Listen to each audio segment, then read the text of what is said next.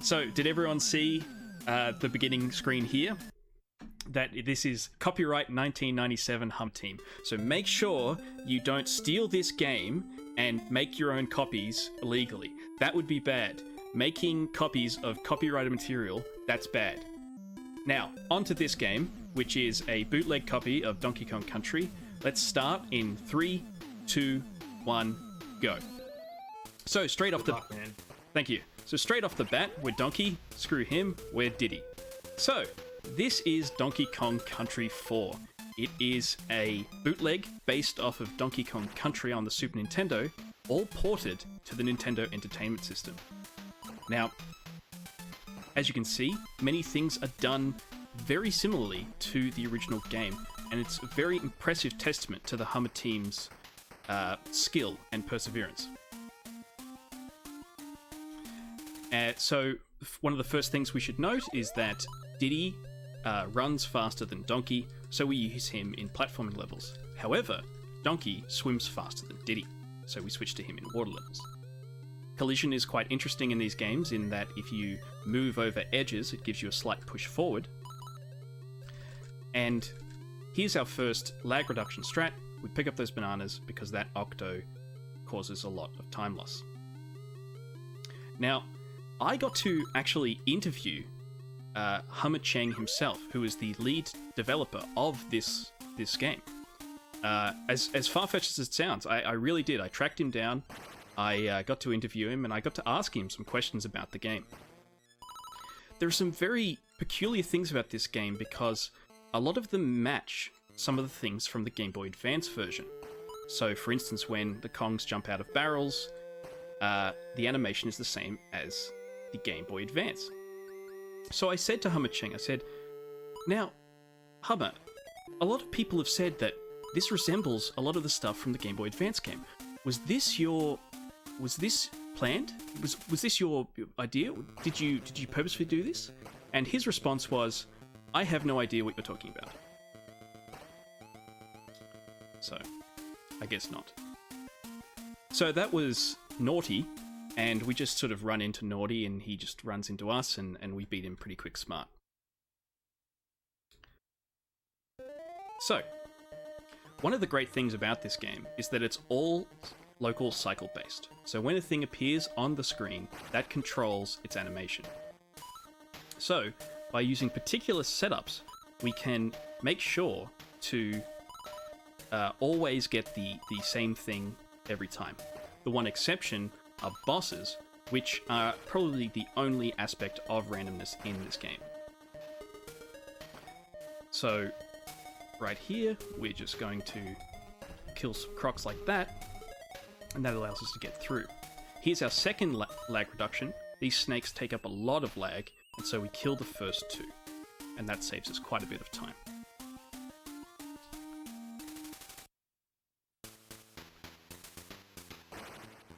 Interestingly, in this level, there's quite an issue with these barrel patterns.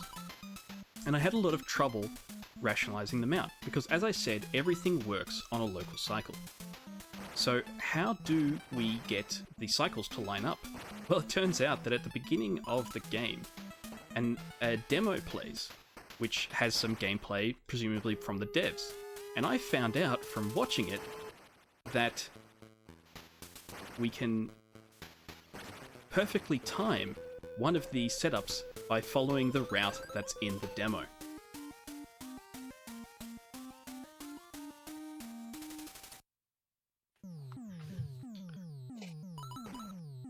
Softman, you're saying Hummer said I don't recall. This was actually me interviewing him, not the. This was a different interview.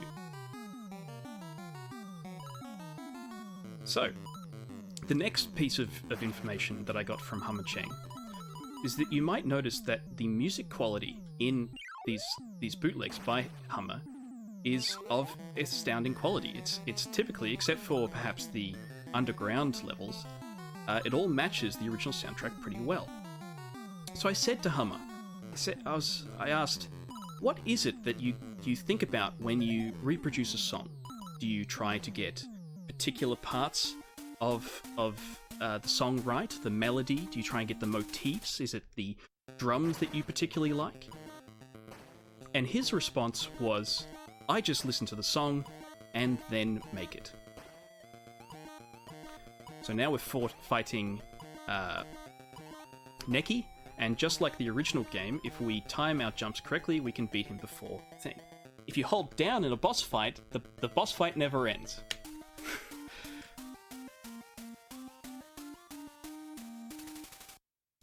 Sorry.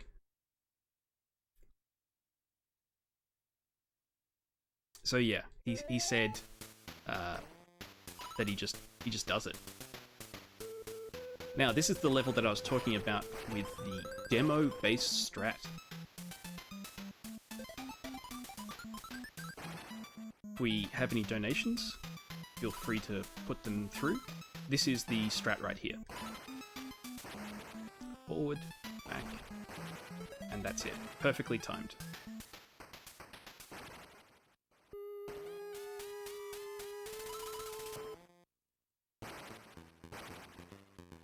Due to lag, this B doesn't exist. We can pass straight through it. And there we go.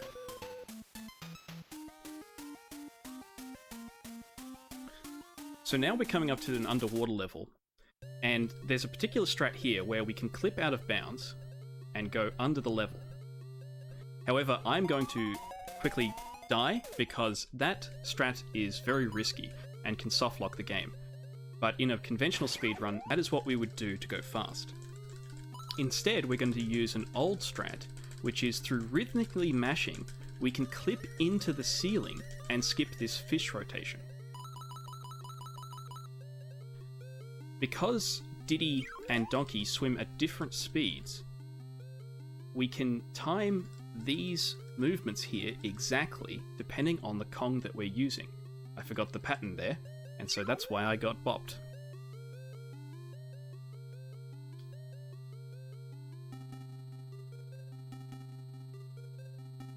Now I'm off cycle, wrecked.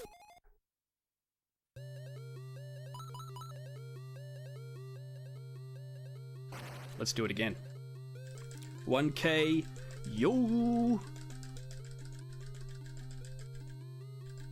Good work, team.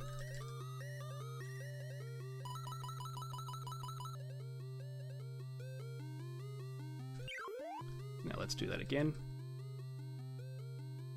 Go under, over, under, over. There we go.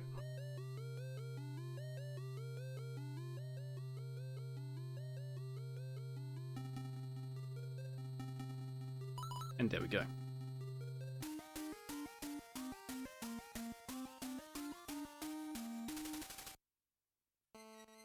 So one of the next peculiarities of this game are slopes. Just then, that slope ate my input, and I almost died because of it. And the way this game handles slopes is not very well. It sort of treats them as two different points, and so when you jump from them, it'll either clip you forward or backward. And so it's best to try and avoid jumping on slopes at all, and jump on the flat portions of ground where you can.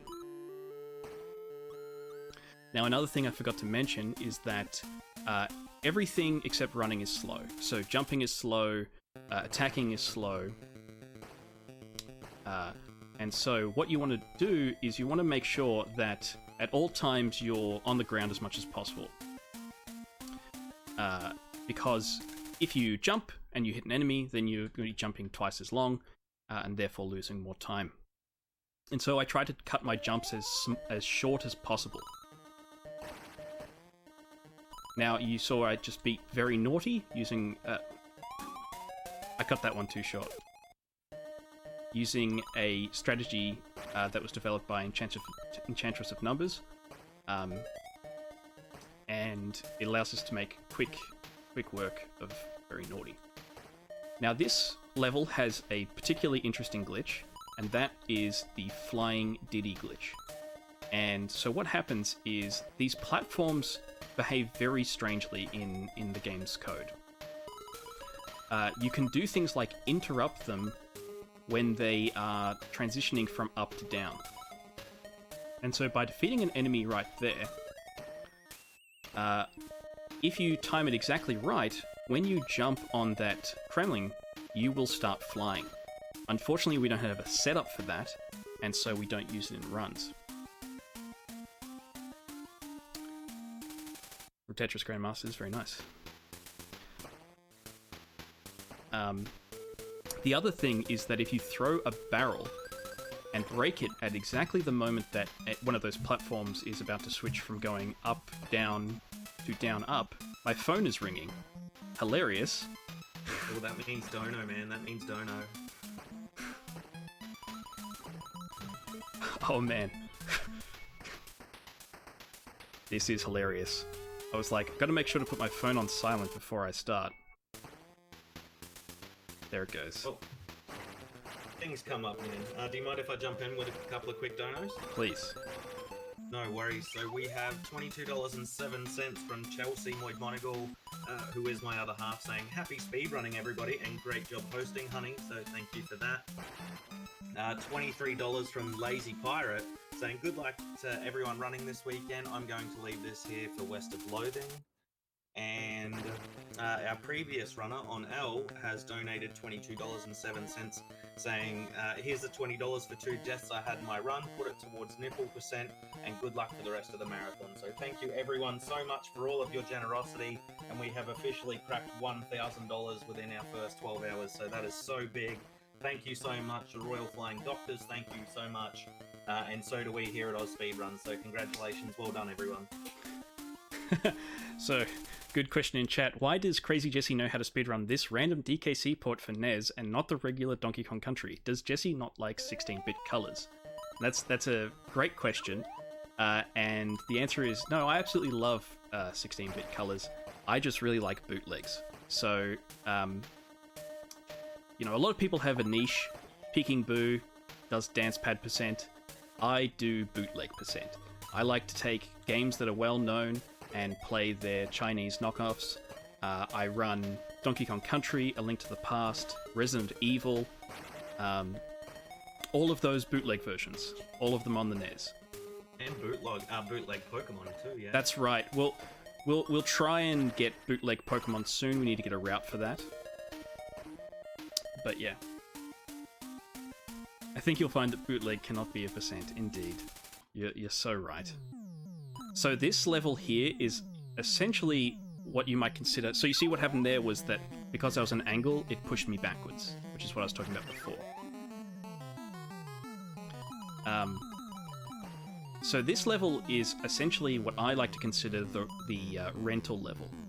You know, they put in levels into games that made them harder so that people wouldn't be able to beat them in one rental. I think this one is much the same. These spike wheels are everywhere across the level, and they have huge hitboxes that are much larger than they appear, and they often appear out of nowhere. An interesting strat which is good for beginners is what I'm doing right now, and for marathon friendliness, is holding a barrel. If you get hit while holding a barrel, such that the barrel drops onto the ground just before you do, you will actually hop back up as if you were unharmed. And so that's a great strat for beginners and marathon safety. If you have any more donos or whatever, Dams, please feel free to go right ahead. No other donos, but That's just cool. looking at the chat, and Aeon Frodo does bring up a great point that bootleg Pokemon is Animorphs. So when is Animorphs being played, Jesse? I believe there's also a bootleg Animorphs. How do you bootleg a bootleg? So unfortunately no Animorphs are planned, though that is indeed quality entertainment. Absolutely it is. But just quickly, guys, I did want to thank you all for tuning into Oz Speedruns and Fast 2020. Oz Speedruns is a group of Australian and New Zealand speedrunners who run different charity event speedrun marathons throughout the year. Fast 2020 is raising money for the Royal Flying Doctors Service. These brave people work 24 hours a day, providing emergency medical and primary health care to anyone who needs it, who travels or works in rural Australia, covering a landmass of 7.692, correct, Jesse, million square kilometres to provide emergency care no matter how remote the location. So You know, the charity's really worth donating to, guys. Get your money in, put it towards incentives, and we can make the event go a little bit longer. So very much worth it. Yeah, 6.972 million square kilometers. That's right. So we're up to the final fight with King K. Rool.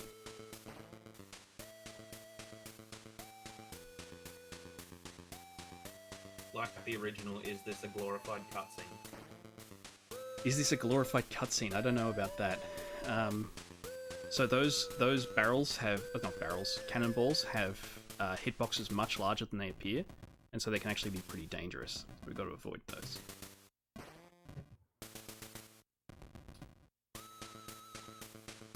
But there is a lot of downtime, so you can see that all these balls are just on the screen for quite a while. But yeah, I hope to get some Pokemon bootlegs going.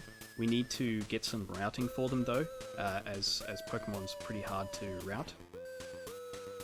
But yeah, so we run bootleg Aladdin, which is one of the backup games for this. We run, I run a different bootleg Aladdin.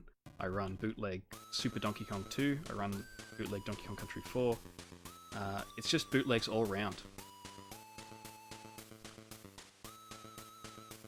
And I love them. I think they're great. I do have some bootleg Mega Drive games that I'm very interested in playing, but right now I don't have a good capture setup. And that is time. Well done, man. 16-15. Let's get some clappers in the chat. So thanks for having me, everyone. As I always say at the end of these things, no matter where you are around the world, I hope you have a nice day, I hope you have a nice night, and most of all, I hope you have a nice life. I love you all. Thanks for hanging out. Let's enjoy some of these beautiful credits. And good luck to everyone else with their runs. Thank you very much, Jesse.